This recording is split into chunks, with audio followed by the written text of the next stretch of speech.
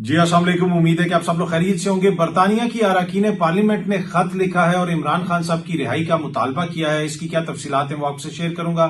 ایران اسرائیل جو تنازع چل رہا ہے، اسرائیل کی جانب سے ایک حملہ کیا گیا ایران کے اوپر، اب آگے کیا ہو سکتا ہے، اس حوالے سے کچھ بڑی امپورٹنٹ ڈیٹیلز ہیں وہ بھی آپ سے شیئر کروں گا۔ کچھ مزید خبریں کوشش ہوگی کہ آج کے ولاگ میں وہ بھی آپ سے شیئر کی جائے، لیکن سب سے پہلے یہ سامنے آپ خبر دیکھ سکتے ہیں کہ مولانا فضل الرحمان صاحب نے ایک بار پھر ملک میں نئے انتخابات کا مطالبہ کر دیا۔ جی ہاں جی، مولانا صاحب نے ایک دفعہ پھر نئے انتخابات کا مطالبہ کیا ہے، اور اس میں جو مطالبہ کرنے کی وجہ بڑی زبردست انہوں نے بتائی ہے کہ وہ نیا انتخابات کیوں چاہتے ہیں۔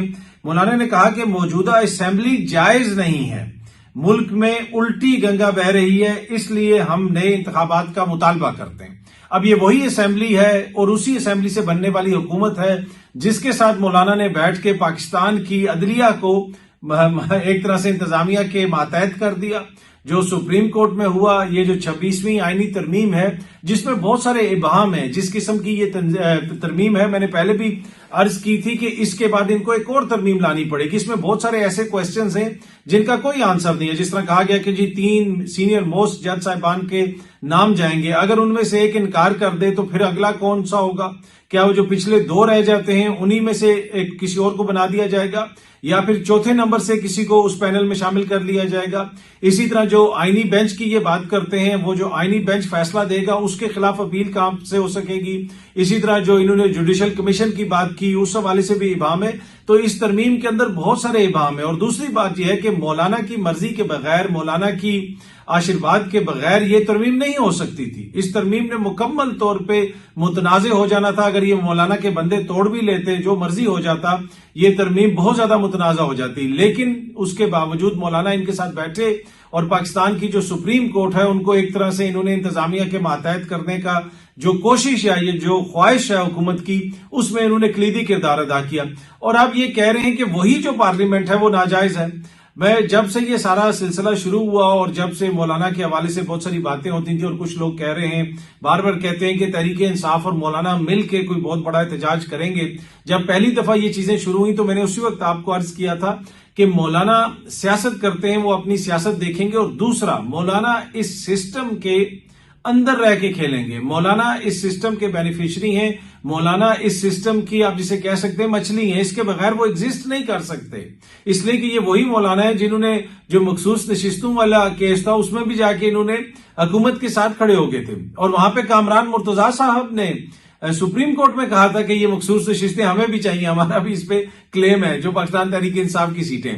تو مولانا کے ساتھ اگر کچھ تھا، کچھ چیزوں میں ضرور ان کو کریڈٹ جاتا ہے کہ جناب انہوں نے ترمیم کے اندر کچھ چیزیں ٹون ڈاؤن کی، ٹھیک ہے، وہ بات بالکل درست ہے، لیکن اس میں کوئی شک نہیں کہ اس وقت جو عدلیہ میں بحران ہے، اس وقت جو عدلیہ کے ساتھ ہوا ہے، اس وقت جو انتظامیہ نے کیا ہے، اگر یہ سب کچھ ممکن ہوا ہے تو اس میں جو فرنٹ پلیئر ہیں وہ مولانا فضل الرحمان صاحب ہیں۔ تو اب وہی مولانا کہہ رہے ہیں کہ جناب نئے انتخابات کا کروائے جائیں، نئے انتخابات کو وہ مطالبہ کر رہے ہیں۔ دوسری جانب نواز شریف صاحب کا اس میں جتنا کردار تھا وہ آپ کو پتا ہے، انہوں نے آ کے ایک شعر پڑھا اور وہ بھی بے وزن بقول مولانا صاحب کے، اور اس کے بعد اب وہ لندن چلے گئے، اور آپ نے دیکھا کہ لندن کی رونقیں بحال ہو گئی ہیں۔ شیان علی اور اس کے دوست جو ہیں وہ وہاں پہ نعرے لگاتے ہوئے نظر آئے، اسی طرح میاں صاحب کے سپورٹرز بھی وہاں پہ ہمیں نظر آئے، وہ بھی نعرے لگا رہے تھے۔ لیکن یہ سفر شروع ایسے ہوا تھا، اسی لندن سے میاں صاحب کو پاکستان کے جو وہاں پہ سفیر ہیں انہوں نے وہاں پہ پروٹوکول دیا، ان کو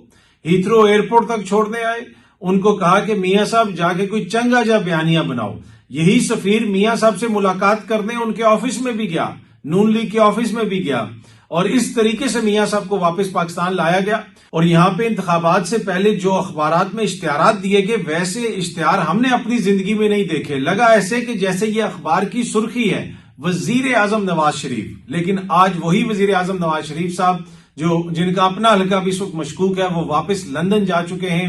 تو میاں صاحب کا تو اس میں بالکل ہی صفر کردار تھا۔ باقی شہباز شریف صاحب، زرداری صاحب اور بلاول صاحب اور مولانا صاحب نے مل کے جو اس میں کردار ادا کیا ہے، پر اس میں اوبیسلی میاں صاحب کا بھی آشرواد حاصل تھا، لیکن میاں صاحب کی جو خواہش تھی، وہ جو وزیر اعظم بننا چاہتے تھے، وہ خواہش پوری نہ ہو سکی، اور میاں صاحب اب واپس لندن چلے گئے۔ بہت سارے دوست یہ بھی پوچھ رہے ہیں کہ میاں صاحب کی جو لندن واپسی ہوئی ہے، آپ اس کو کس طرح دیکھ رہے ہیں، یہ کتنا امپورٹنٹ ہے؟ میرے خیال میں خبر تب ہوتی ہے جب میاں صاحب پاکستان آتے ہیں. لندن واپسی تو ان کا مطلب ایک طرح سے گھر ہے، ادھر وہ ادھر رہتے ہیں، ان کے صاحبزادے ہیں، تو وہ میری نظر میں تو کوئی اتنی بڑی خبر نہیں ہے. لیکن پاکستان کی سیاست میں اس وقت میاں صاحب کا کردار نہ ہونے کے برابر ہے. 3 دفعہ کے وہ سابق وزیر اعظم ہیں، اینڈ مطلب to be honest really sad to see کہ ایک شخص جو 3 دفعہ وزیر اعظم رہ چکا ہو، اس کا کردار یہ ہے کہ کوئی اس پہ بات ہی نہیں کر رہا کہ جناب اس کی کتنی امپورٹنس تھی، اس ترمیم میں اس نے کیا کردار ادا کیا. میرے خیال میں جیل میں بیٹھا ہوا جو شخص ہے اس کا کردار جو ہے ان سب کے کردار سے بڑا ہے سیاست کے اندر.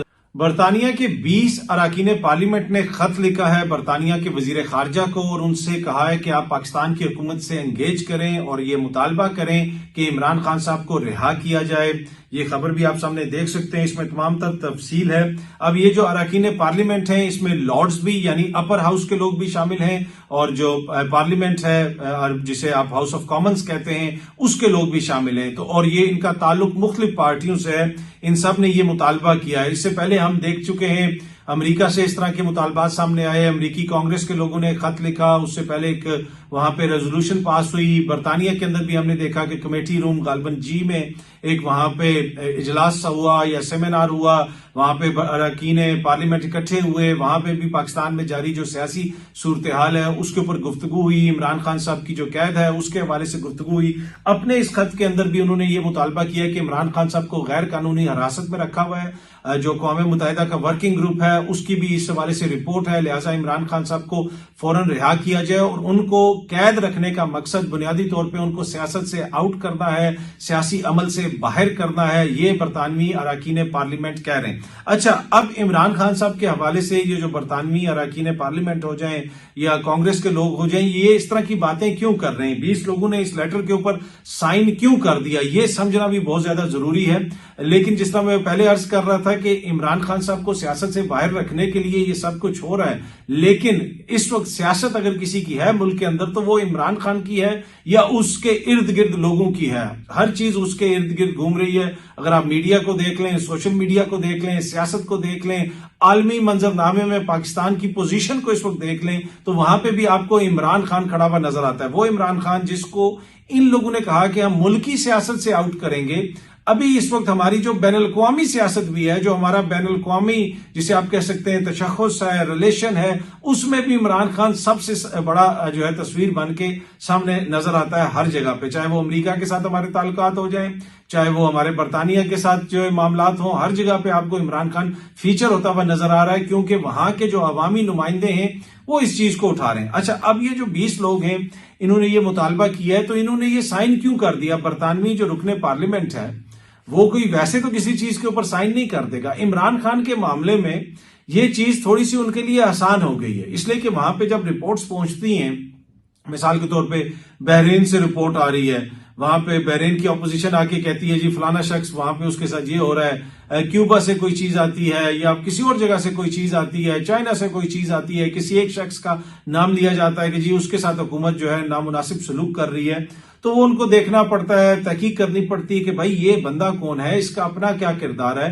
عمران خان جو ہے وہ ایک ایسی شخصیت ہے جس کو مغرب بہت اچھے طریقے سے جانتا ہے. یہ سارے جو لوگ ہیں یہ عمران خان صاحب کو بڑے اچھے طریقے سے جانتے ہیں. انہوں نے عمران خان کو مختلف سرکلز کے اندر دیکھا ہے.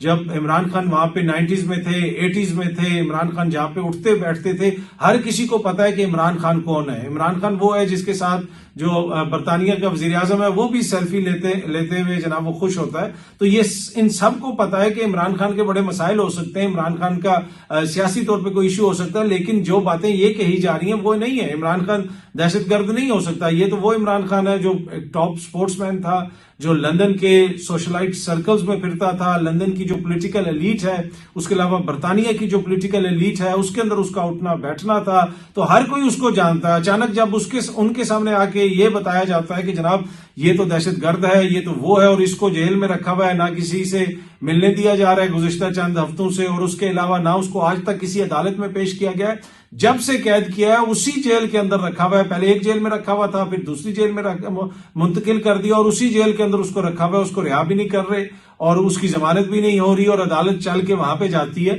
تو ان لوگوں کے لیے آسان ہو جاتا ہے اس کے اوپر دستخط کرنا اور اس چیز کو سمجھنا کہ یہ جو سب کچھ ہو رہا ہے یہ زیادتی ہو رہی ہے. یہ عمران خان کا کریکٹر تو نہیں ہے جو یہ باتیں کہی جا رہی ہیں, جس قسم کے اس کے اوپر الزامات لگائے جا رہے ہیں. تو اس وجہ سے جس طرح میں نے پہلے بھی عرض کیا تھا کہ حکومت کے لیے جو بڑا چیلنج ہوگا وہ باہر اوورسیز پاکستانی اور باہر کی دنیا میں جو عمران خان کا ایک تشخص ہے اس کو آپ جو ہے, ویسے تو حکومت تمام تر کوششوں کے باوجود بلے کے نشان کے بغیر بھی عمران خان نے ان کو الیکشن ہرا دیا, تو اس کا تشخص تو یہ یہاں پہ بھی اس کو افیکٹ نہیں کر سکے, متاثر نہیں کر سکے. اور عالمی سطح پہ تو لوگ چیزوں کو دیکھتے ہیں, سمجھتے ہیں اور ان کو پتا ہے کہ کیا کچھ ہو رہا ہے اور کیا کچھ نہیں ہو رہا. تو اس وجہ سے ان کے لیے بڑا آسان ہو جاتا ہے یہ فیصلہ کرنا کہ ہاں یار یہ اس لیٹر کے اوپر تو مجھے دستخط کرنے چاہیے, یہ تو وہ عمران خان ہے, اس کو یہ انہوں نے بند کیا ہوا ہے. تو جناب جس طرح کا یہ لیٹر آیا ہے اور اس کے اندر جو ڈیٹیلز ہیں اس میں واضح طور پہ مطالبہ کیا گیا ہے عمران خان صاحب کی رہائی کا, اور بنیادی طور پہ ڈیوڈ لیمی ہیں جو برطانیہ کے وزیر خارجہ ہیں, ان کو یہ خط لکھا گیا اور ان سے کہا گیا ہے کہ حکومتی سطح کے اوپر آپ اس مسئلے کو اٹھائیں اور اس مسئلے کے اوپر حکومت پاکستان کو انگیج کریں. اچھا جی, اسرائیل نے ایران کے اوپر حملہ کیا اور اسرائیل نے کہا کہ ہم نے بڑا کامیاب حملہ کیا ہے, ایران نے کہا کہ ہم نے ناکام بنا دیا ہے. اب جو تھوڑی سی تفصیلات سامنے آ رہی ہیں اس میں لگتا ہے اس طرح ہے کہ اسرائیل نے بھی جو ایران کی امپورٹنٹ جگہ تھی وہاں پہ حملہ نہیں کیا, کیونکہ ان کو بھی خدشہ تھا کہ یہ نہ ہو کہ جنگ آگے طول پکڑ جائے, جنگ آگے جو ہے وہ بڑھ نہ جائے. تو لہٰذا انہوں نے جسے آپ کہتے ہیں تہران کے قریب اور کچھ مختلف جگہوں کے اوپر جو ایران کے چھوٹے موٹے فوجی اڈے تھے وہاں پہ انہوں نے حملہ کیا. اسی طرح جس طرح ایران نے جب اپنے میزائلوں سے حملہ کیا تھا انہوں نے بھی ان جگہوں کو نشانہ بنایا جہاں پہ زیادہ جانی نقصان نہ ہو, جہاں پہ عام آبادی بھی متاثر نہ ہو, تاکہ معاملات زیادہ آگے نہ چلیں. اس کی ایک بنیادی وجہ ہے اس لیے کہ اس وقت جو کچھ بھی ہو رہا ہے امریکہ کا جو کردار ہے وہ بڑا امپورٹنٹ ہے. ایران بھی دیکھ رہا ہے کہ امریکہ میں کیا ہو رہا ہے, اسرائیل بھی دیکھ رہا ہے کہ امریکہ میں کیا ہو رہا ہے, کیونکہ اس وقت جو اسرائیل کو امریکہ کی مدد حاصل ہے, جو اس ایڈمنسٹریشن کی جانب سے حاصل ہے, وہ شاید اتنی حاصل نہ ہو جب ٹرمپ آ جائیں. یہ میں کیوں کہہ رہا ہوں, ویسے تو امریکہ کی جانب سے ہر جو بھی ایڈمنسٹریشن ہوگی اسرائیل کی حمایت ہوگی, لیکن کچھ چیزیں ایسی ہوتی ہیں کہ جہاں پہ کچھ حکومتیں کہتی ہیں جناب آپ یہ کریں, اتنا نہ کریں, اتنی حد تک جائیں, اس سے آگے نہ جائیں. آپ کو یاد ہوگا کہ حالیہ تاریخ میں ہی ایران کا جو سفارت خانہ تھا اس کے اوپر حملہ کر دیا دمشق میں, شام میں اسرائیل نے, اور اس وقت بائیڈن انتظامیہ کو پتہ ہی نہیں تھا. بائیڈن انتظامیہ کی دوڑیں لگ گئی, انہوں نے کہا بھائی تم نے ہمیں پہلے کیوں نہیں بتایا, ہم فوراً اپنی بحری فلیٹ وہاں پہ بھیج رہے ہیں, اپنے جو ملٹری ہمارے اثاثے ہیں ہم ان کو ایکٹیویٹ کر رہے ہیں. تو خطے کے اندر جو امریکہ کی جو مغرب کی فوجی طاقت موجود ہے, جو ان کے اڈے موجود ہیں, وہ اس کو ایک طرح سے موبلائز کرتے ہیں اسرائیل کی ہیلپ کے لیے. جب ایران نے میزائل پھینکے تھے اسرائیل کے اوپر, ان میزائلوں کو بھی فرانس نے, امریکہ نے, برطانیہ نے, ان سب نے مل کے روکا تھا اور ان کو انگیج کیا تھا ان میزائلوں کو راستے میں. اب یہ چیزیں ہیں جو زیادہ ڈسکس نہیں ہوتی, لیکن یہ سارے اس کو ایک طرح سے کور فراہم کرتے ہیں, ملٹری کور فراہم کرتے ہیں. لیکن اگر ٹرمپ صدر بن جاتے ہیں تو جس طرح بائیڈن ایک طرح سے غیر مشروط حمایت کر رہے ہیں, ٹھیک ہے بھائی تم نے حملہ کر دیا, اب ہم بھیج رہے ہیں, ہم اپنے اثاثے وہاں پہ بھیج رہے ہیں, ہو سکتا ہے کہ ٹرمپ ویسا نہ کریں. تو اسی وجہ سے اسرائیل بھی کوئی بڑا ہی حرکت کرنے سے پہلے وہ انتظار کر رہا ہے, دیکھ رہا ہے کہ اگلے جو الیکشنز آنے ہیں اس کا کیا نتیجہ نکلے گا. اور یہی چیز ایران بھی دیکھ رہا ہے کہ اب جو الیکشنز ہونے جا رہے ہیں امریکہ میں اس کا کیا نتیجہ نکلتا ہے, وہاں پہ کس کی حکومت آتی ہے. جو ڈیموکریٹس ہیں, اب اوباما کی آپ مثال لے لیں, اوباما کو یہاں پہ ہمارے دانشور پیش کرتے ہیں کہ جناب اوباما یہ اوباما وہ. کیا آپ کو پتا ہے کہ اوباما کا جو آخری سال تھا حکومت میں, اس آخری سال میں اوباما نے دنیا پہ 26,000 سے زیادہ بم گرائے. یہ وہ اوباما ہے جس کو ہم نے نوبل پیس پرائز ملتے ہوئے دیکھا. اس اوباما نے آخری 2016 میں 26,000 بم گروائے. یہ سامنے ایک آپ خبر کا پیس بھی دیکھ سکتے ہیں, آپ خود جا کے اس کی تحقیق کریں, گوگل کریں اس کے اوپر کہ اوباما نے دنیا میں کتنے بم گرائے, کتنی جنگوں کا آغاز کیا اور کتنے لوگوں کو اس نے قتل کیا پوری دنیا کے اندر. جو جس کو یہ کولیٹرل ڈیمیج کہتے ہیں کہ جناب وہ بم گرے اور عام شہری مر گئے. آپ دیکھ لیں کہ اوباما کے دور میں کیا کچھ نہیں ہوا. صرف آخری سال کے اندر, جناب میں بتا رہا ہوں کہ آخری سال 2016 میں اوباما صاحب وہ نوبل انعام یافتہ اوباما، جس کو یہ دانشور کہتے ہیں سارے یہاں پہ کہ جی اوباما بڑا عقل مند ہے، اوباما بڑا دانشور ہے، اوباما بڑا دانشور ہے. ٹرمپ جو ہے اس کو تو بات کرنے کی تمیز نہیں ہے، پر وہ جو دانشور ہے وہ جناب اس نے آخری سال میں 26,000 بم گرائے. اب آپ اس کی ایوریج نکال لیں کہ روز کے وہ کتنے بم پھینک رہا تھا اور ان 26,000 بموں میں کتنے سویلین لوگ مارے گئے اور کس کس ملک میں اس نے یہ بم پھینکے. اس کی پوری تفصیل موجود ہے. تو اسی وجہ سے میں کہہ رہا ہوں کہ امریکہ کے اندر جس کی بھی حکومت بنے گی اس کا بڑا امپورٹنٹ کردار ہوگا. ڈیموکریٹس آئے تو وہ اسی طرح ان کا آپ کو پتا ہے جنگیں وہ چلاتے رہتے ہیں. ٹرمپ آیا تو وہ اس میں تبدیلی آئے گی. ڈیموکریٹس جو ہیں آپ کو پتا ہے کہ وہ پاکستان میں جو انسانی حقوق کے حوالے سے آوازیں اٹھ رہی ہیں کانگریس کے اندر سے، اس میں جو انتظامیہ ہے بائیڈن کی وہ اس کے اوپر کوئی اس طرح بات نہیں کرتی. بائیڈن انتظامیہ جو ہے وہ ڈونلڈ لو والے بھی بائیڈن انتظامیہ میں ہی ہے نا، ڈونلڈ لو صاحب بھی، تو وہ اس طرح بات نہیں کرتے. تو اگر ٹرمپ الیکشن جیت جاتا ہے تو پاکستان کے اوپر بھی بہت بڑا اثر پڑے گا اس کا، اور اس کے ساتھ ساتھ مشرق وسطیٰ میں جو کچھ ہو رہا ہے وہاں پہ بھی آپ دیکھیں گے کہ شاید چیزیں جو ہیں ایک ڈیفرنٹ رخ لیں اور مختلف چیزیں ہمیں نظر آئیں. بہت جلدی آپ سب دوستوں سے دوبارہ ملاقات ہوگی. Thank you very much.